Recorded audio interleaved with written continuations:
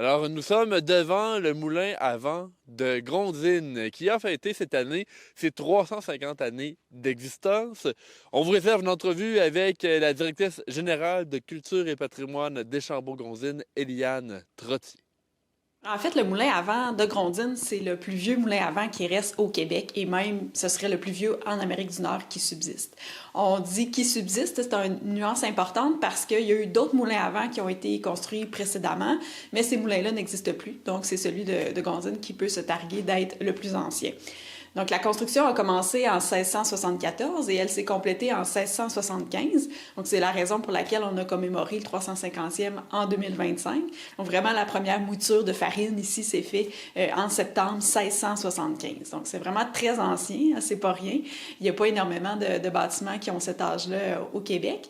Et ce qui est intéressant aussi, c'est que c'est un moulin qui a connu, disons, 3 vies différentes. Donc, bien sûr, celle de moulin à farine, qui a perduré là, jusqu'au 19e siècle. Par la suite, il y a eu une période d'abandon qui a été assez longue, là, disons une trentaine d'années au moins. Là. On ne connaît pas la durée exacte, mais au moins ça. Le bâtiment s'est alors trouvé dans un piteux état. Là. C'était devenu essentiellement une tour de pierre à l'abandon.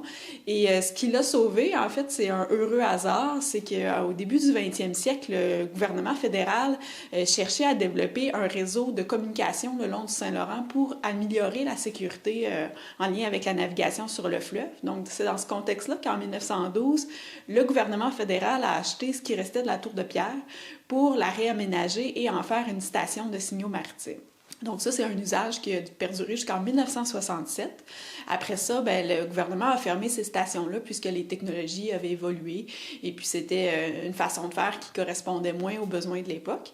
Et la troisième vie, qui est davantage de mise en valeur culturelle, elle a débuté dans les années 70, donc après justement la fermeture de la station. Le premier élément que j'associerais à cette période-là, c'est le projet de fouilles archéologiques qui a eu lieu ici aux alentours sur le site du premier village de Grondines. Donc, ça s'est déroulé en 72 et 73. Et les jeunes qui faisaient ce projet-là ont utilisé le moulin un peu comme quartier général. Donc, ici, il y avait, par exemple, de la recherche en archives qui se faisait. On documentait les artefacts qui étaient trouvés dans le sol. Puis, c'est après ce projet-là, dans le fond, que la municipalité de Grondines a acheté le bâtiment et éventuellement, c'est devenu un lieu d'interprétation comme ce l'est toujours aujourd'hui. Et il y a un documentaire dans le cadre du 350e point d'ancrage qui a été fait. Il est maintenant disponible pour écoute libre sur les réseaux. Bon, ben justement, on en parle beaucoup de cette fouille archéologique-là. Parlez-moi, pourquoi avoir élaboré ce documentaire-là d'environ une vingtaine de minutes? Oui, mais en fait, parmi les histoires du moulin, les éléments qui concernaient la période de fouille, c'est ceux sur lesquels on avait moins d'informations. Et puis, dans l'objectif de souligner la contribution de cette période-là, dans la connaissance de l'histoire de Grondines, mais aussi particulièrement du premier village, on a retracé des gens qui ont participé à ce projet-là. Donc, au début, c'était vraiment une démarche là, de récolte d'informations, de témoignages. Ça s'est avéré très riche, en fait, ces rencontres-là. C'est vraiment des personnes hyper intéressantes là, qu'on a eu la chance de rencontrer à ce moment-là. Puis le projet de court-métrage a émergé aussi dans la perspective où on souhaite renouveler l'exposition permanente qui est présentée ici. Donc, on trouvait que c'était une façon intéressante de valoriser cette période plus récente-là en présentant des témoignages. Et puis là, on a beaucoup de matériel. Donc, dans le cadre des festivités du 350e, on a voulu développer un court-métrage à partir de ça pour faire connaître ce projet-là des années 70 qui était assez inusité. Donc, c'est ce qu'on découvre dans le court-métrage. Un projet qui était bien ficelé, qui avait super bonne réputation là, dans le cadre du programme Perspective Jeunesse, qui était un programme fédéral là, pour soutenir des initiatives de jeunes un peu partout dans le pays. Et puis, ça a été un projet qui a fait des petits, puisque comme je l'ai mentionné, après ça, la municipalité a acheté le moulin. Il y a eu un musée qui a été fait à Grondines pendant une certaine période de temps où on présentait, entre autres, le travail archéologique. Qu'est-ce qui a été trouvé, en gros, là? Je vous demande pas de réciter tout le documentaire, mais qu'est-ce qu'on a trouvé ici sur le site. Oui, en fait, ce qui était fouillé, c'était le site de la première église, une maison aussi, et le site du premier presbytère. Donc, il y a beaucoup d'objets du quotidien qui ont été trouvés. Là, c'est sûr qu'il y a beaucoup de pièces de poterie, par exemple, qui avaient été identifiées. Puis même les gens, c'est ce qu'ils racontent dans le film, entre autres, c'était super valorisant pour eux de refaire le puzzle, d'identifier des pièces, puis de pouvoir refaire un bol. Il pouvait y avoir des clés, de la vaisselle en général, ce genre de choses. Puis, un autre volet qui est intéressant, en plus des fouilles elles-mêmes, c'est la quête ethnologique et archivistique au sein du village qui a été faite. Donc, nous, Culture et patrimoine des Chambeaux-Grondines, on ne détient pas nécessairement ces archives-là, mais ça a permis une recension parce que ce qu'ils ont fait concrètement, les jeunes, c'est qu'ils ont fait un appel à tous. Et puis là, les gens de Grondines étaient encouragés à venir ici au moulin pour déposer des archives précieuses qu'il y avait chez eux dans leurs archives familiales. Donc, à titre d'exemple, là, il y avait quelqu'un chez lui qui avait, ou chez elle, je ne le sais pas, qui avait une lettre de Vaudreuil. Donc, c'était quand même pas rien. Donc, cette lettre-là, nous, on ne l'a pas parce que l'entente, c'était que les gens venaient montrer ça, on documentait, puis les gens repartaient avec leurs archives à eux après. Contrairement aux artefacts qui, eux, ont généré une collection qui est très importante. Et puis, à l'époque, les jeunes, ils recensaient là, les éléments qui étaient trouvés, ils faisaient des fiches, par exemple, mais il n'y avait pas eu d'analyse globale là, de cette collection. Quel est son sens de façon générale? Quelles conclusions on peut en tirer sur l'occupation du territoire ici à Grondines? Donc, pour le court-métrage, on a ajouté aussi des interventions avec un archéologue à qui on avait confié ce mandat-là d'analyse globale de la collection.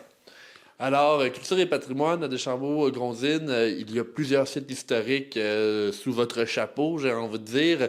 J'aimerais qu'on revienne rapidement aux festivités du 31 août, les commémorations. Pouvez-vous nous parler un peu là, de la réception globale là, de l'événement? Oui. En fait, ce qu'on a imaginé, là, c'était un projet qui s'adressait d'abord et avant tout à la communauté immédiate de Grondines. Parce qu'on sait qu'ici, à Grondines, les gens sont super attachés envers le bâtiment. Donc, le moulin, là, vraiment, il est très apprécié dans le quotidien des gens. Tout le monde vient le prendre en photo, même si on le côtoie depuis maintenant 350 ans. Donc, le public cible de notre fête, c'était vraiment les gens de Grondines. Donc, il y avait des activités plus familiales. Il y avait une conférence archéologique, justement, pour parler du résultat des fouilles. On a présenté le court-métrage. Il y avait aussi la course du moulin ce jour-là. Donc, c'est un événement qui existe depuis un certain temps et dans l'objectif là, de maximiser nos efforts communs. Et puis, la course met en valeur le moulin à sa façon. On a combiné un peu une programmation, donc la course le matin, puis les activités à caractère culturel, plus en après-midi et en soirée. Il y a eu beaucoup d'engouement. On était vraiment agréablement surpris là, de la réponse. Il y a plusieurs activités, là, comme il y avait un souper communautaire, par exemple, où c'était complet assez rapidement. Donc, les gens ont beaucoup apprécié la proposition. Du moins, c'est ce qu'on nous a dit. Et on voit des retombées aussi. Là. Déjà, le court-métrage, il y a beaucoup de visionnements, malgré que ce soit très récent qu'on l'ait mis en ligne. Il y a de nouveaux fonds d'archives qui ont été créés au Centre d'archives régional de Portneuf après l'événement parce que les gens ont été sensibilisés à ça dans le cadre des festivités. Il y a aussi, par exemple, une des archéologues qui a travaillé sur l'analyse de la collection. Elle enseigne à l'université. Donc, il y a des étudiants qui font un projet de recherche dans le cadre de leurs études en archéologie sur la collection de Grondines. Donc, il y a aussi des retombées là, à la suite du projet qui sont tout à fait intéressantes. Alors, pour terminer l'entrevue, Eliane Trottier, directrice générale de Culture Patrimoine de Chambeaux-Grondines, on pourrait peut-être inviter là, la population à venir consommer ce documentaire-là. Oui, dans le fond, le documentaire il est disponible sur YouTube, mais vous pouvez le retracer par le biais de notre site web, culture-et-patrimoine-dg.com. Donc, c'est gratuit, bien entendu. Ça dure une vingtaine de minutes. Et puis, bien sûr, on encourage les gens à venir sur place au Moulin pour le découvrir. L'été prochain, on va présenter une nouvelle exposition à l'intérieur. Puis, on est ouvert de juin à mi-août, fin août, selon les années. Et c'est toujours gratuit de visiter le Moulin de Grondines. Eliane Trottier, merci beaucoup. Ça fait plaisir.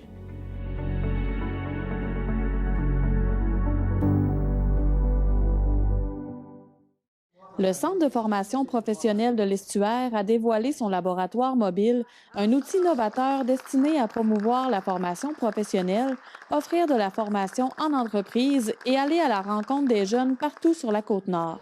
Ce véhicule de 53 pieds est une grande réussite pour la directrice générale du Centre de services scolaires de l'Estuaire, Nadine Desrosiers. C'est une nouveauté. Puis si je ne me trompe pas, c'est une nouveauté dans la province aussi. Ça représente beaucoup parce que c'est un outil qui va nous permettre de faire connaître la formation professionnelle, autant auprès des élèves qu'auprès de leurs parents. Parce que souvent, on a des jeunes qui souhaiteraient faire un cours de en formation professionnelle, mais des fois, les parents veulent que leur enfant s'ouvre le plus de portes possible, puis ils sont plus réticents, mais alors qu'avec un outil comme ça, on va être capable de faire le tour dans différentes activités de promotion pour justement expliquer aux parents c'est quoi la formation professionnelle. C'est une première diplomation, puis c'est pas un métier, ce sont des métiers qui sont quand même très bien rémunérés dans notre région. Conçu pour être à la fois polyvalent et adaptable, ce laboratoire permettra également de dispenser de la formation directement en entreprise ou dans des régions éloignées. L'objectif est d'offrir des expériences d'apprentissage plus accessibles et engageantes, tout en favorisant le développement des compétences de la main-d'œuvre régionale.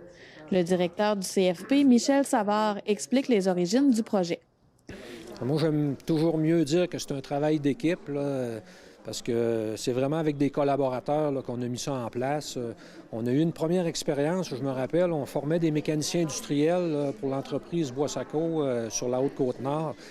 Puis c'est de là que vient en tout cas, le concept. On s'est dit, on a dit à l'entreprise, il faudrait faire venir les employés dans nos centres de formation.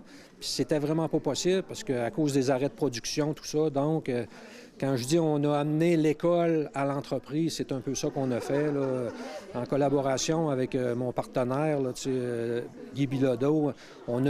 On s'est organisé pour que les équipements soient mobiles. Puis on pouvait interchanger, là, dépendamment là, de ce qu'on avait à travailler. Donc, en tout cas, moi, je pense que c'était un pari, là, mais on a réussi. Puis ça vient un peu de là, tout ça. Là. On s'est comme raffiné avec le projet qu'on vous présente aujourd'hui. Le laboratoire sillonnera donc l'ensemble du territoire nord-côtier, de Tadoussac-Sacré-Cœur à Blanc-Sablon, en passant par Fermont. Le CFP de l'Estuaire souhaite utiliser ce nouvel outil pour mieux faire connaître la formation professionnelle auprès des jeunes et de la population. Des ateliers interactifs permettront d'initier les élèves du primaire à différents champs d'intérêt, tandis que les élèves du secondaire pourront découvrir les métiers grâce à la réalité virtuelle et à des équipements technologiques. Nous, on veut vraiment là, aller voir les entreprises de toute la Côte-Nord au complet. Puis, exemple, offrir des compétences. Exemple, si on veut offrir une compétence dans un domaine en particulier, on voudrait partir, exemple, de Sacré-Cœur-Tadoussac et l'offrir à l'ensemble des entreprises de la Côte-Nord. Fait que ça, c'est notre volet industriel. Ensuite, bien, le volet promotion. Nous, au centre de service, ça fait des années qu'on dit il faut parler aux jeunes avant qu'ils arrivent au secondaire parce que quand ils arrivent au secondaire, puis là, sont un peu dans le néant, il faut qu'ils se soient fait une idée avant, une idée d'exploration professionnelle avant d'arriver au secondaire. Fait que c'est un peu notre défi. On travaille avec les équipes pédagogiques, les équipes d'orientation. Puis quand on va arriver, exemple, pour faire explorer des stations d'exploration, parce qu'on ne parle pas nécessairement de métier au primaire, les élèves vont déjà avoir une idée, puis ils vont pouvoir développer des intérêts. Peut-être que oui, ils vont aimer, non, ils n'aimeront pas, mais au moins, là, ils vont être capables de réfléchir là-dessus. Les parents, les enseignants, les conseillers d'orientation et les intervenants scolaires seront aussi invités à explorer le laboratoire. L'objectif, briser les mythes entourant la formation professionnelle et démontrer qu'il s'agit d'une voie d'avenir prometteuse et diversifiée. Bien, nous, on travaille là, avec nos conseillers d'orientation, nos directions d'établissement du secondaire, formation générale aux adultes, formation professionnelle, puis la direction des services éducatifs du centre de services, justement à mettre en place là, différents outils de connaissance de soi, puis de s'assurer que nos jeunes là, se découvrent à travers les parcours de formation professionnelle. Puis des fois, bien, c'est des jeunes qui seraient peut-être sur un chemin, une pente descendante vers le décrochage scolaire, mais comme on met des filets de sécurité autour de nos jeunes par différents moyens, bien, la formation professionnelle, ça devient un moyen de garder nos jeunes, les diplômer rapidement. Puis on a des jeunes qui ont été diplômés en formation professionnelle, se sont découverts une petite fibre pour le scolaire, puis ont poursuivi au cégep. Là. Fait que ça veut pas, c'est pas une fin en soi. Là. Le laboratoire mobile utilisable toute l'année est doté d'équipements modulaires, de simulateurs, d'automates et de robots, ainsi que d'écrans interactifs, d'une mini-usine et d'outillage spécialisés. Ces installations permettent d'adapter le contenu aux besoins de la clientèle, qu'il s'agisse de formations industrielles, de mise à niveau ou d'ateliers éducatifs. Une somme d'environ 300 000 $ a été investie par le Centre de services scolaires dans ce projet novateur. Le CFP prévoit aussi que le laboratoire participe à des événements spéciaux pour aller à la rencontre du grand public. Présentement, là, quand tout le monde va l'avoir vu, c'est que là, on veut faire des essais. Parce que quand on va arriver, des fois, on a une idée, on dit ça va se dérouler de telle façon, mais il faut vraiment tester là, avant de partir pour aller rencontrer toutes les écoles. Fait qu'on va cibler probablement peut-être une école primaire, une école secondaire, une école en milieu autochtone. Si on veut essayer d'avoir des endroits là, représentatifs, puis on va faire des tests dans ces endroits-là, puis quand on va, moi j'appelle ça toujours la run de lait, là. Quand on va partir pour faire notre run de lait, bien là, je pense que notre produit là, va être testé, là, puis je pense qu'on va être sûr de ce qu'on va aller livrer. L'établissement scolaire ne compte pas s'arrêter là. Une deuxième phase de développement est déjà sur la table.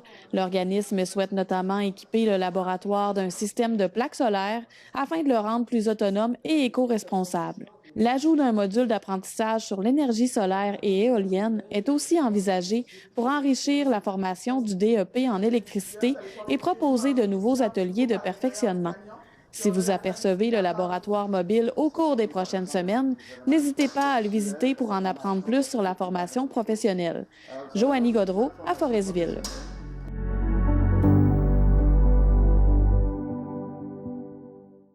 Marie-Claire, nous sommes actuellement dans la magnifique église Saint-Norbert de Capcha, qui est sûrement la plus belle église en Gaspésie. L'intérieur de l'église est magnifique. Donc, on est ici parce que à la Société d'histoire avec Steve Landry et la fabrique ici de Capcha, on a fait un projet d'exposition. On avait commencé à faire l'exposition dans nos locaux à Saint-Anne, là, dans notre nouvel agrandissement qu'on a fait dans nos locaux de la Société d'histoire. Puis, c'était déjà prévu que le financement que la MRC nous a octroyé et la ville de Capcha, c'était déjà prévu qu'on déménage l'exposition sur le territoire de la ville ici. Donc, on a commencé, nous, à élaborer un concept d'exposition, puis ici, on continue de le bonifier. Bon, d'abord, on a mis en valeur la maquette. Il y a une maquette qui avait été faite ici du faubourg de Capcha, une maquette qui a été faite il y a à peu près peut-être une vingtaine d'années. Puis, le plan, c'était de mettre en valeur la maquette, puis aussi de bonifier avec des visuels qu'on a conçus dans le cadre de l'exposition Capcha 100 ans noir sur blanc, avec le livre de Steve Landry qui était paru, qu'on avait fait l'exposition en marge de ça.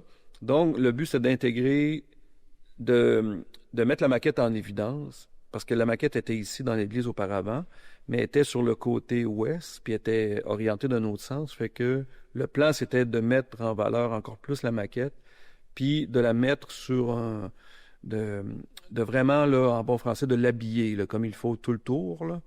Puis après ça, de mettre aussi les visuels là, qu'on a élaborés. Là-bas, dans nos locaux de la Société d'histoire, on avait déjà fait ces deux visuels-là dans l'expo. C'était pas seulement ça, mais c'est le mur d'accueil dans l'exposition qui est en plus petit format dans nos locaux. Ici, on a décidé, de par la grandeur des lieux, de le faire encore plus grand, finalement, là. Puis pour donner un côté monumental aussi quand on arrive dans l'exposition. Donc, c'était le mur d'accueil. C'est le mur d'accueil d'une certaine façon. Ça met en contexte pourquoi cette expo-là existe, là, avec le livre aussi de Steve Landry. Donc, on a choisi des photos représentatives de l'histoire de Capcha avec des secteurs d'activité aussi, des photos aussi qui impressionnent beaucoup quand on les voit. Le choix de photos avait été fait pour donner un effet wow. D'abord, la photo centrale, qui sert à faire le concept pour cette murale-là, c'est des photos aériennes prises en 1927 par un aviateur qui avait été engagé par le gouvernement du Québec à l'époque. Donc, lui avait fait, c'est Jacques de Lesseps, lui a fait le tour de la Gaspésie en avion en 1927, puis il a pris des photos aériennes de partout. Puis dans chaque place où il allait, il prenait quelques dizaines de photos quand même. Fait qu'aujourd'hui, c'est un fonds photographique exceptionnel qui est conservé à Québec, aux Archives nationales. Et nous, pour l'exposition, on a commandé, parce que là-bas, c'est les négatifs d'origine, fait qu'on a fait finir cette photo-là en haute définition pour pouvoir l'imprimer en haute définition aussi. C'est une vue où on voit l'estuaire de la rivière, la partie est du faubourg. On voit aussi les fonds en arrière. On voit aussi tout ce qui est le quai, le pont couvert, tout ça. Fait que cette photo-là avait beaucoup d'éléments dedans, ce qui nous permettait de mettre, de numéroter. On a je pense une quinzaine de numéros un peu partout. Puis, sur le côté droit de la murale, on a une légende avec pourquoi, mettons, au fond, c'est le Mont Logan. Donc, le numéro 1. Donc, on voit en haut M. Logan qui a donné son nom au Mont Logan. Le but, c'est vraiment, avec ce projet-là d'exposition, c'était aussi, on travaillait de concert avec la fabrique ici pour créer un environnement culturel. Parce qu'on sait qu'il y a beaucoup de touristes aussi qui viennent en Gaspésie l'été. Donc, on s'est dit de profiter de cet endroit-là qui est exceptionnel, qui est un lieu patrimonial exceptionnel, qui a plus de 100 ans. C'est rare de voir une aussi belle église que ça en Gaspésie aussi, construite en 1917. À l'époque, c'est beaucoup des petites églises en bois. Donc, le but, c'est de créer un environnement culturel, comme je dis. Puis la fabrique, de leur côté aussi, font des projets.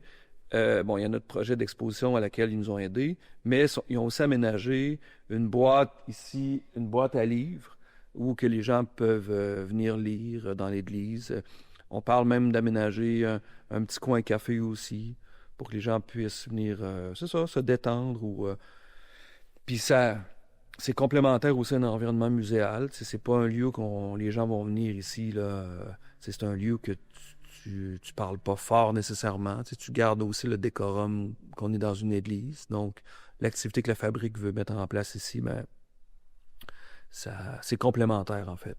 Fait on réfléchit aussi à aménager d'autres éléments, mais on travaille sur le projet actuellement pour l'été 2026.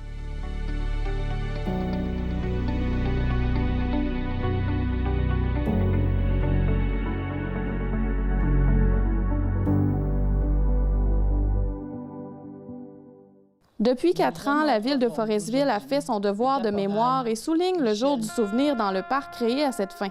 Cette année, c'est le vétéran Michel Canuel qui a été honoré devant ses pairs. La cérémonie a été animée par Roch Girard, membre du Royal 22e Régiment, à 11 heures devant la population, des anciens combattants, des élèves de la polyvalente des Rivières et des élus. Tous étaient rassemblés pour souligner le jour du souvenir, mais aussi pour commémorer la carrière du Foresvillois Michel Canuel. Né le 30 avril 1969 à Forestville, ce dernier s'est enrôlé dans les Forces armées canadiennes en 1986 à l'âge de 17 ans. Bien, dans ces années-là, en 86, il n'y avait pas beaucoup de débouchés à part qu'aller travailler dans le bois. Puis mon père m'a tout le temps dit, tu n'iras pas travailler dans le bois si t'es... Ça fait que j'ai dit, bien, on va pas travailler dans le bois, on va aller travailler à quelque part d'autre. On va poser études, on va rentrer dans l'armée. Il a commencé par un programme d'1 an. Après son entraînement militaire et plusieurs types de formations, les Forces armées canadiennes lui ont fait signer un contrat de 5 ans. Il est ainsi transféré à Bagotville où il a reçu sa promotion de caporal en 1989. En 1990, une blessure l'a empêché de continuer dans son métier. C'est ce qui l'a amené à Chilliwack en 1991, où il est devenu technicien en procédure de construction. Il est ensuite transféré à Valcartier. Le Foresvillois a effectué une mission des Nations unies de 7 mois. Ça signifie beaucoup, parce qu'on s'en rend pas compte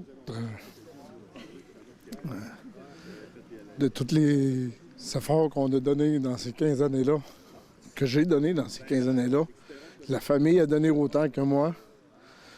Parti 7 mois en une mission des Nations unies, partir un 5 mois sur un cours, un autre 3 mois, un autre 6 mois, 5 semaines, 6 semaines en exercice. Au bout de la ligne, la famille est encore là aujourd'hui. C'est en 2001 que Michel Canuel a quitté les Forces armées canadiennes comme caporal après une blessure à une cheville et plusieurs opérations. Au fil de sa carrière militaire, il a reçu de nombreuses décorations.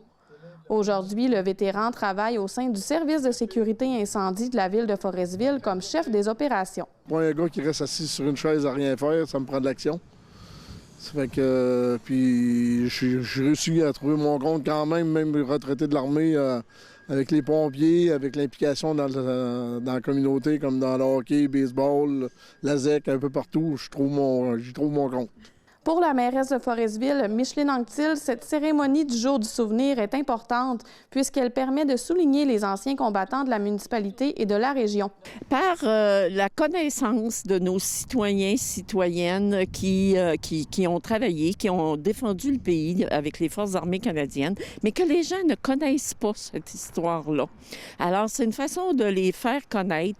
Ils sont très humbles de leur carrière, ils en parlent très peu, mais la Ville a voulu rendre hommage à ses enfants. Donc, ces citoyens qui, en très jeune âge, même, sont partis défendre le pays.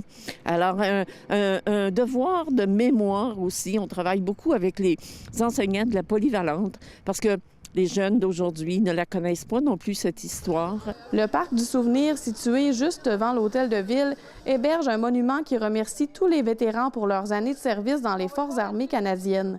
Chaque année, une plaque au nom de l'ancien combattant honoré y est ajoutée. Et j'espère que ça va rester dans la tradition de Forestville. J'ai encore une liste d'une dizaine de personnes. Il faudra qu'il y ait des femmes aussi sur ce monument, éventuellement. On est plus dans les années de service. Pour honorer, dans un premier temps, les gens qui ont cumulé le plus grand nombre d'années de service. Pour la mairesse de Forestville, honorer Michel Canuel a un double sens. Mais oui, c'est quelqu'un, il est à la direction des opérations au niveau de l'incendie de toutes nos municipalités. Alors, je pense que c'est presque une continuité dans sa carrière, dans le don de lui-même pour la sécurité des populations. Alors, c'est un peu dans la même lignée. Et on a honoré quand même 15 ans de sa vie. C'est fort important. Alors, on est chanceux de compter sur son expertise, sur son dévouement qui est presque sans borne. Michel, tout le monde le connaît, il est très impliqué. Alors, c'était à son tour. Le Jour du souvenir est une journée commémorative annuelle ayant lieu le 11 novembre qui célèbre l'armistice de 1918 ayant mis fin à la Première Guerre mondiale. Joanie Gaudreau à Forestville.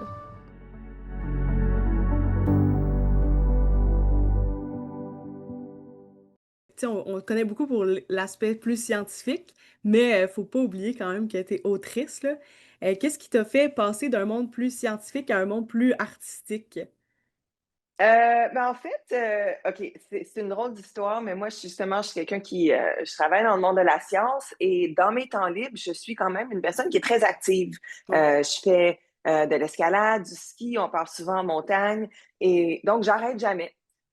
Des fois, c'est fatigant de toujours être comme soit en train de travailler fort ou en train de toujours de partir en grande randonnée.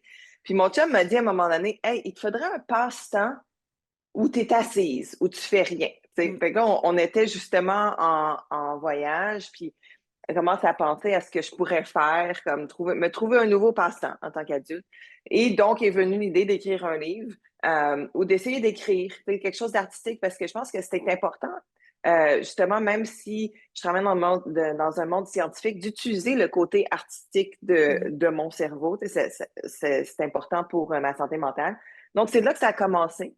Et de là est venue, en fait, l'idée de l'histoire de Najma dans les étoiles, qui est mon deuxième livre. Et c'est au cours de ces longs voyages-là que les personnages se sont développés, que l'histoire est arrivée. Et en fait, après que j'ai atterri Persévérance sur Mars, ma maison d'édition m'avait contactée justement pour voir si je serais intéressée d'écrire un livre. Et je leur avais dit, oui, écoute, justement, ça fait longtemps que j'imagine cette histoire-là. Puis je leur parle de mon livre pour enfants, puis ils me disent, bon, OK, on donnera l'opportunité de l'écrire, mais avant, on aimerait ça que tu écrives une biographie, une histoire sur toi. Puis j'y avais jamais pensé à faire ça. De quoi une histoire sur moi? Mais je pense que ce qui m'a donné le goût, c'est que, en fait, quand tu fais une entrevue, quand tu es à la radio, par exemple, l'histoire que tu racontes ou le message que tu passes, c'est vraiment le message de la personne qui fait l'entrevue. C'est eux qui décident de quoi tu vas parler. Et je me souviens, mon éditrice m'avait dit, écoute, en écrivant un livre, c'est toi qui peux choisir quel message tu veux partager avec le monde. Tu peux le faire à ta manière. Donc, c'est ton récit à toi. Puis ça, je pense que ça m'avait beaucoup parlé. Donc, de là est venue mon année martienne et quelques années plus tard, Nagement dans les étoiles. Tu parlais de raconter des histoires, tu es quand même très impliqué dans la communauté, que ce soit auprès des jeunes filles là, qui veulent faire de la science, la communauté LGBT+. Qu'est-ce qui te motive là, à faire ça, à s'impliquer autant, là, malgré que tu as un emploi du temps quand même assez chargé? Ben, je pense qu'il y a une chose qui est importante pour moi, c'est de redonner à la communauté, à la société, parce que c'est cette société-là qui m'a donné l'opportunité d'être où je suis aujourd'hui. Moi, je me suis pas retrouvée où est-ce que je suis toute seule. J'ai eu des mentors, j'ai eu des gens qui m'ont ouvert des portes. Mais je dois dire que moi, quand j'étais plus jeune, il me manquait des mentors qui me ressemblaient, des rôles modèles qui me ressemblaient. C'est sûr que, bon, moi, j'ai grandi avec Julie Payette, par exemple. C'est une fille de chez nous qui est dans l'espace. J'étais en 6e année. Donc je me souviens, ça m'avait beaucoup, beaucoup marqué, beaucoup inspiré de voir quelqu'un qui me ressemblait, qui s'est retrouvé me ressemblait, disons, une femme qui est en français, qui s'est retrouvée dans les étoiles. Mais des exemples queer, des exemples racisés, j'en voyais beaucoup moins. Et même encore là, dans ma carrière, j'en ai beaucoup moins.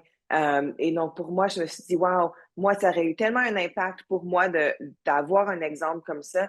Et j'ai l'opportunité de donner cet impact-là à quelqu'un d'autre. C'est vrai que des fois, ça prend du temps, des fois, ça ne fait pas directement dans mon horaire, mais j'ai eu des beaux, beaux messages et exemples de personnes que, justement, à un moment donné, je les avais rencontrés et ça leur avait donné le goût, ça leur avait donné l'inspiration d'eux aussi suivre leur propre chemin, le propre cheminement, leur propre carrière. Donc, je pense que ça en vaut la peine, vraiment. Ceux qui ne savent pas, là, dans le fond, c'est comme tu en as parlé un petit peu là, de Persévérance, là, qui est un des rovers qui est allé sur Mars. Qu'est-ce que les gens seraient étonnés de savoir sur ton métier là, d'ingénieur? Je suis étonnée de savoir, mais c'est sûr que mon métier de jour à jour, c'est très différent. On fait des PowerPoint et des Excel comme tout le monde, mais je commande pas mon robot avec des PowerPoint. En fait, il y a une chose peut-être que les gens savent moins, c'est comment on fait les opérations d'un robot une fois qu'on atterrit sur Mars. Donc, vous pouvez peut-être vous imaginer ça a l'air de quoi construire un robot de jour à jour, mais comment est-ce qu'on fait ça une fois qu'on est sur Mars? Ben, en fait, ce qu'on fait, c'est qu'on travaille pendant la nuit martienne. Et qu'est-ce que ça veut dire? C'est quoi le décalage horaire entre Mars et la Terre? Ben, en fait, c'est très difficile parce que sur Terre, une journée, c'est 24 heures et sur Mars, c'est 24 heures et 40 minutes. Donc, moi, si je commence mes opérations à 5 heures du soir sur Mars, ben, il y a une journée ici à Los Angeles que ça va être 5 heures, le lendemain, ça va être 5h40, 6h20, etc., etc. Donc, j'avais un décalage horaire de 40 minutes par jour quand tu fais des opérations sur Mars. Donc, on fait juste ça pour les premiers mois sur Mars. Et en fait, ce qu'on fait, c'est que pendant la nuit, on développe un programme qu'on envoie au robot quand il se réveille le matin parce que le robot fait des opérations pendant le jour. Il a besoin de voir où est-ce qu'il s'en va. Et donc, on fait ça pendant les premiers mois. Puis après ça, ben, quand la nuit martienne est pendant le jour terrien, on travaille le jour. Sinon, on travaille une journée sur deux parce que c'est vraiment intense d'avoir un décalage horaire. Il y a des jours que je me réveillais genre à 11h, minuit pour aller au travail. Puis là, le lendemain, en fait, c'est correct si c'est à tous les jours, mais là, tu as décalé à l'envers, ça devient vraiment beaucoup.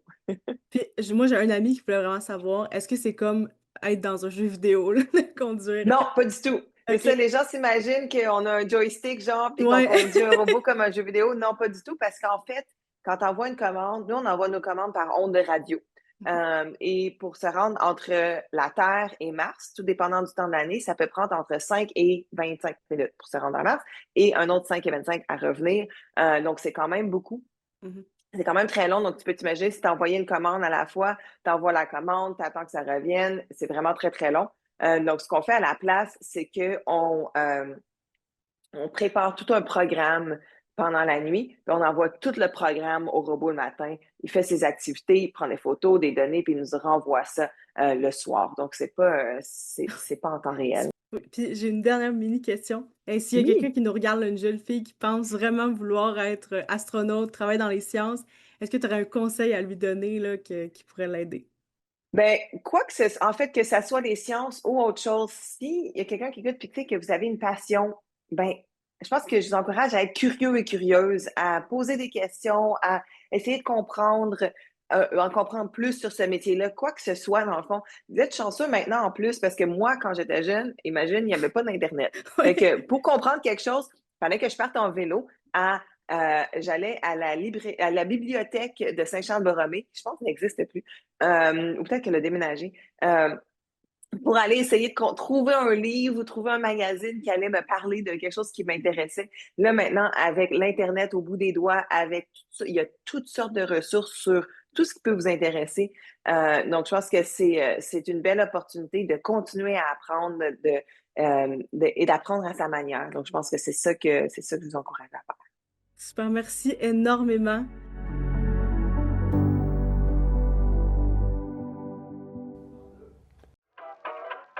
Le 20 novembre dernier s'est déroulé à la cathédrale Saint-Jean l'Évangéliste à Saint-Jean-sur-le-Richelieu la 8e édition du maillage numérique sous le thème « L'intelligence artistique ». L'événement a réuni plus de 75 participants issus des milieux municipaux, touristiques, culturels, numériques et créatifs venus réfléchir à la manière dont la sensibilité artistique peut guider l'usage des technologies à l'ère de l'intelligence artificielle. C'est sur la télé, était présent. Un bel événement aujourd'hui, maillage numérique, c'est la 8e édition. Parlez-moi un peu du thème cette année. Oui, le thème de la 8e édition, c'est intelligence artistique avec un grand I et avec un grand A. Ça sous-entend IA. Donc, on va vraiment parler de l'intelligence collective, de l'intelligence humaine et de la sensibilité artistique, en fait, dans l'usage des technologies dans l'art. Donc nous, on veut absolument faire comprendre aux gens que l'intelligence artificielle, c'est une continuité de l'être humain, que c'est nous qui choisissons quand utiliser l'IA ou pas, et que jamais l'IA prend le dessus sur nous. Quand vous utilisez un marteau, en général, vous vous plaignez pas que le marteau vous écrase le doigt, c'est juste que vous êtes malhabile. L'IA, c'est exactement pareil. Si vous utilisez mal l'IA parce que vous avez une culture qui manquerait, par exemple, à ce moment-là, c'est à vous de vous regarder dans le miroir plus que de dire l'IA fait mal les choses.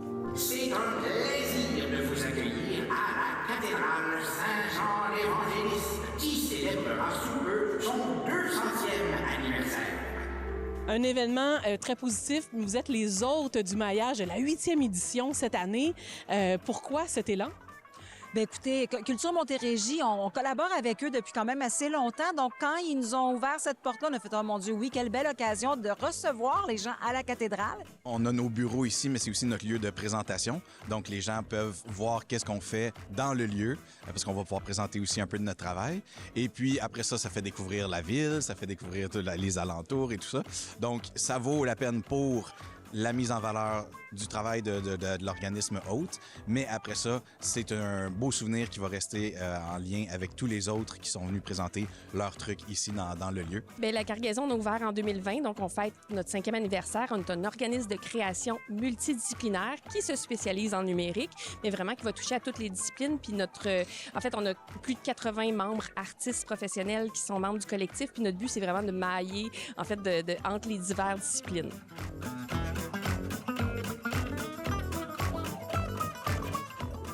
Aujourd'hui, je vous présente Chenal, un projet... C'est intéressant d'avoir un ambassadeur de notre région qui se déplace un peu plus loin à Montérégie. Je suis allé à la rencontre de la gang, la joyeuse gang de la Cargaison, pour voir justement leur projet d'église, puis leur collectif aussi. Puis je pense que c'est important de se réseauter à l'extérieur de notre région parce que, dans le fond, on peut créer des maillages, des collaborations interrégions qui peuvent être vraiment intéressantes, qui alimentent finalement notre démarche artistique, mais aussi les projets qui se passent dans différentes municipalités au Québec. Là. Fait que, très, très inspirant. Merci.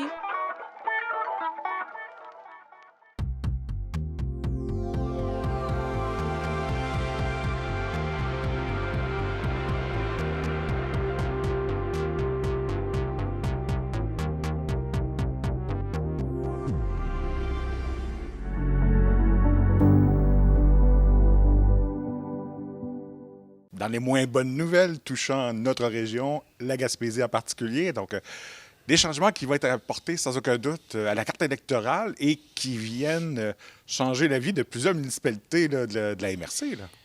En fait, c'est une très mauvaise nouvelle qu'on a reçue. Un combat qu'on a mené il y a 2 ans. Ça n'avait pas été... On recommence. Ben, c'est même pas on recommence, on n'a Ouais. même plus le choix parce que là, c'est un jugement. Donc, c'est même pas une démarche à laquelle on peut un peu influencer. C'est un jugement qui dit ça ne respecte pas disons, la charte, si ma mémoire est bonne. Donc, on doit... on a fait certaines représentations, mais donc la carte que le DG avait préparée, donc il a remis une carte, devrait s'appliquer à la prochaine élection. On avait l'impression qu'on avait eu un certain sursis parce qu'on perdrait un comté en Gaspésie, on perd un comté aussi à Montréal pour certaines régions des Laurentides. Et puis nous, là où le bas blesse, c'est que la métisse va être séparée en deux. Donc, un tiers va être transféré dans le comté de Rimouski et le 2 tiers va rester dans le comté actuellement de Matapédia-Matane. C'est enrageant pour plusieurs raisons. Je vais commencer pour ce qui est de la région au grand complet. Plus une région perd un poids politique, moins elle n'a d'écoute du gouvernement. C'est comme ça fonctionne. On n'est peut-être plus à une époque où il faut voter du bon bord, mais reste qu'à certains égards, d'avoir des gens qui sont du côté du pouvoir ou d'avoir un poids politique important a une incidence sur la réponse ou l'écoute qu'on a du gouvernement. Par la suite, de perdre tranquillement ce poids-là est extrêmement frustrant. Moi, je comprends l'aspect que tous les votes soient le plus égaux possible. Reste que la réalité des régions, d'un Québec qui est énorme pour sa population, devrait normalement amener une réflexion en profondeur de comment est-ce qu'on applique la démocratie sur notre territoire. Parce que si à Montréal, on peut faire un comté, on peut faire plusieurs comtés en prenant une marche, nous, ce qu'on s'aperçoit, c'est qu'à certains comtés, dont celui qui va être de la pointe de la Gaspésie, qui va être plus près de 500 km de long, c'est aussi grand que certains pays européens. C'est impossible d'imaginer faire un bon travail de député et représenter l'ensemble de ces collectivités-là. Puis souvent, les gens en région, leur seul accès à des services gouvernementaux du gouvernement du Québec, c'est par le bureau de député parce qu'il y a de moins en moins de services dans nos bureaux, puis il y a de moins en moins de bureaux gouvernementaux ici en région. Fait que c'est extrêmement frustrant de voir qu'encore une fois, les régions paient le prix. Fait que on va espérer, parce qu'il y avait une unanimité au sein des partis politiques. On va espérer que les bottines suivront les babines et qu'on pourra nous proposer des solutions à très court terme. On parlait entre autres d'augmenter le nombre de députés. Si par exemple on ajoutait 4 députés, on pourrait peut-être garder un à Montréal, un en Gaspésie, garder les mêmes limites de comté, donc ne pas séparer la métisse, et aussi permettre peut-être aux Laurentides d'avoir 2 députés de plus. Je reconnais ça. Nous, on a l'impression que depuis des ans, on en a perdu beaucoup, puis ça devient invivable. Imaginez un député qui a un comté grand comme ça, bien, il n'y a pas de qualité de vie, c'est difficile de faire son travail. Pour la métisse, de devoir faire affaire avec 2 députés. Imaginons une situation où un député est au pouvoir, dit comment on est heureux de son gouvernement, puis l'autre dit non, comment on est malheureux de son gouvernement. Imaginez le genre de position dans laquelle ça va nous placer. D'un point de vue administratif, ça double souvent la représentation qu'on doit faire. Et puis, dans le sentiment d'appartenance médecin qu'on travaille depuis de nombreuses années, qui va bien. Moi, j'étais heureux d'entendre M. Bélanger dire « Moi, je suis un médecin, je ne veux pas être quelqu'un de Rimouski. » C'est ça sur quoi on travaille depuis longtemps. On a l'impression d'être trahi par la décision, ce jugement-là. Donc, on se croise les doigts, mais on a l'impression... On avait l'impression d'avoir gagné ce combat-là, du moins d'avoir un sursis, et on s'était fait promettre qu'on aurait une réflexion. C'était un coup dur avant le temps des fêtes, la nouvelle qui s'est arrivée. Et ça faisait longtemps qu'on espérait pouvoir mettre le nom de métis dans le nom du comté. Là, si le comté est scindé en 2, on ne peut pas mettre le nom de métis dans les deux. Là. On avait réussi de peine et de misère à ce que notre nom réapparaisse. Je pense vraiment ça va nous prendre une réflexion en profondeur. Pour moi, je comprends qu'une fois aux 4 ans, il faut que les votes soient le plus équitables possible. Reste que le reste de ces 4 années-là, on pense qu'en région, on a un déficit démocratique, on a moins accès aux instances parce qu'on est loin, parce qu'on est moins nombreux. Donc, il va falloir à un moment donné se pencher là-dessus. Sinon, c'est comme si on nous condamnerait à être seulement des régions ressources. Puis ça, c'est extrêmement frustrant.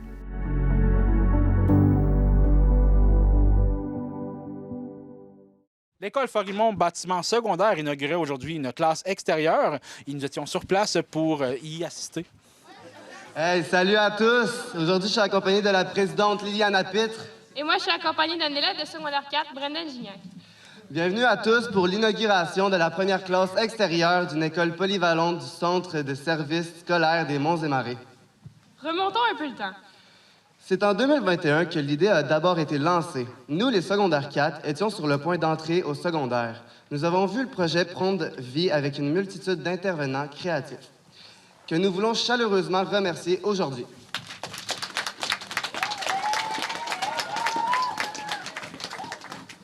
Ce qui est intéressant, c'est que le concept a pris forme à partir d'une simple recherche Pinterest. Et oui, de fil en aiguille, il a pris de l'ampleur. L'achat du conteneur, l'œuvre d'art originale aux couleurs de Forimont et la construction d'une magnifique pergola.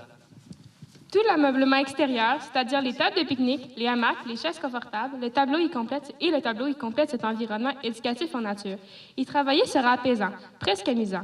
Bref, nous tenons à remercier 1000 fois tous ceux qui ont travaillé de près ou de loin à l'aboutissement de ce projet innovant qui en fait rêver plus d'un. Soulignons particulièrement la généreuse implication des entrepreneurs en construction.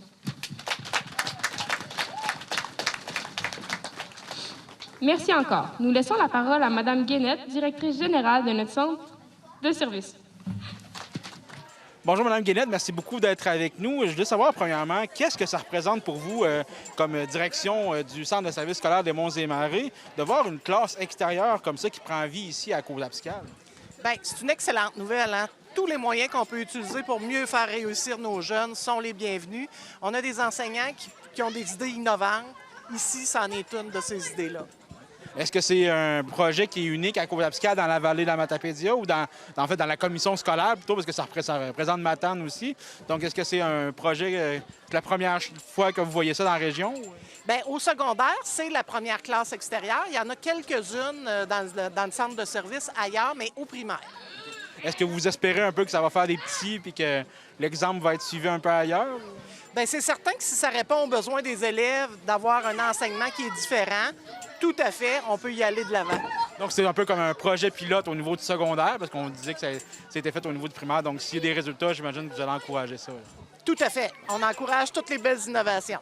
Merci beaucoup, Mme Guénette. Ça m'a fait plaisir. Une belle journée. Bon, ben, en espérant que vous allez avoir full de plaisir. 1, 2, 3, go! Clap!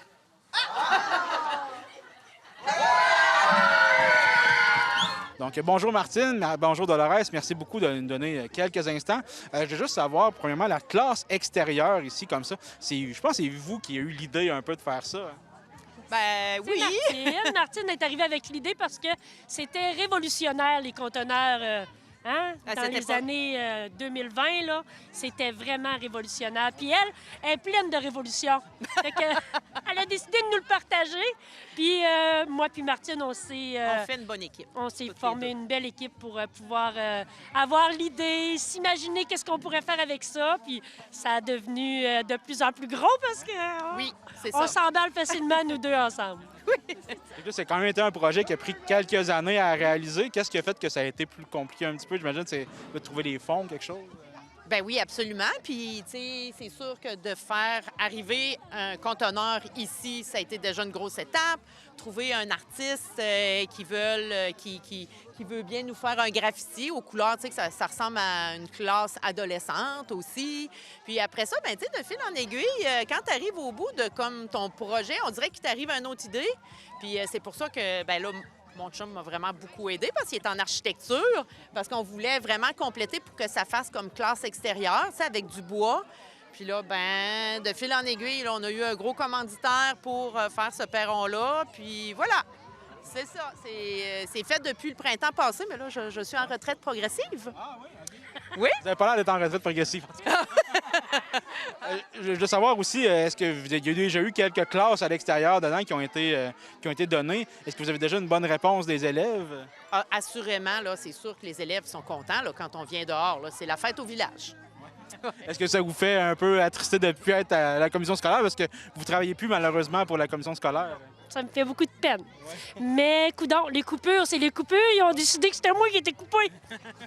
Mais par l'entremise de la Maison des Jeunes, je suis chanceuse pour ça parce qu'ils ont décidé de donner des heures à l'école pour pouvoir venir aider puis développer avec eux autres encore une 8aine d'heures par semaine. Vous pouvez quand même profiter un peu de votre initiative. Là, qui est... Oui, absolument. Les jeunes sont là. Je le sais qu'ils aiment ça, sont contents quand ils viennent. Oui, c'est une réussite.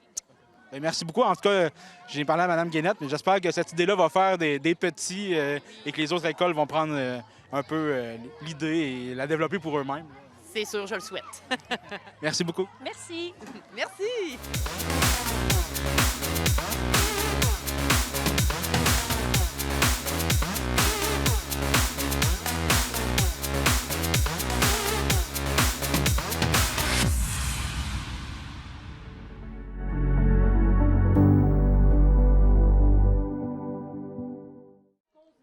Année après année, la Saucette Enfants Soleil dépasse toujours ses objectifs, montrant ainsi toute la générosité des gens pour la cause d'Opération Enfants Soleil. Cette année ne fait pas exception, avec 300 sauceurs et sauceuses de tout âge, soit 64 de plus que l'année dernière, et plus de 231 000 $ ramassés en date du 13 décembre. La Saucette Enfants Soleil fracasse le $1 million versé à Opération Enfants Soleil depuis ses débuts modestes en 2011. C'est vraiment une grande fierté pour les organisateurs d'avoir atteint un montant comme celui-ci, comme nous le rapporte la cofondatrice de la Saucette, Marie-Ève Trudel-Vibert. Bien, on n'a vraiment pas de mots. On dirait que tout va vite aussi. Là. Ça s'est atteint jeudi soir. On était dans la préparation depuis 43 jours. C'est la campagne. Là, ça fait 3 jours qu'on est sur le site. Fait que c'est plus physiquement. Donc, on était loin de nos ordis, de tout ça. Fait que c'est arrivé rapidement. Puis nous, on pensait vraiment atteindre notre million. On pensait l'atteindre sur le site avec les gens, avec les sous en contribution volontaire et tout ça. Mais finalement, on l'a atteint avant. Je pense que tout le monde était excité, les sauceurs. Dans les derniers jours, il y a eu beaucoup de partage sur les réseaux sociaux aussi. Donc, on est super contents, on est fiers, surtout de remettre l'argent, c'est pour la cause. Donc, on est fiers de pouvoir remettre plus, c'est sûr. Si nous avons des gens de tous âges qui sautent à l'eau pour la cause, cette année est marquée par une nouveauté. Nancy Cornet est la première personne à mobilité réduite à se joindre aux équipes pour participer à la Saucette avec de l'équipement adapté. Elle nous raconte son expérience. On m'a demandé, cette année, on m'a offert de participer à la Saucette avec un équipement adapté. Ça faisait longtemps que je voyais des gens participer à la Saucette, puis je me disais, ce serait tellement le fun si je pouvais participer. C'est mon genre d'activité, là, genre de trip. Mais malheureusement, pas d'équipement, c'est comme pas évident. Puis là, on me l'a proposé, puis j'ai accepté. Puis honnêtement, je m'attendais à ce que ce soit pire, mais c'est vraiment une expérience fantastique. C'est extraordinaire de vivre ça. Je trouve que c'est trippant, c'est rassembleur. Puis en même temps, pour une personne à mobilité réduite, de faire ça, ça peut donner le goût à d'autres personnes de vouloir le faire aussi. Donc, quand on me l'a proposé cette année, puis avec un équipement sécuritaire, j'ai dit, oui, pourquoi pas. Puis honnêtement, j'y retournerais là, dans l'eau. C'est vraiment une belle expérience à vivre, puis c'est vraiment moins pire que ce qu'on pense.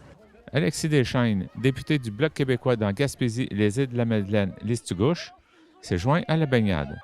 Il en a profité pour souligner l'importance de cette activité et de toute la chaleur que ces gestes apportent aux enfants malades. Et vous surtout, il y a tellement de beauté dans votre bonté.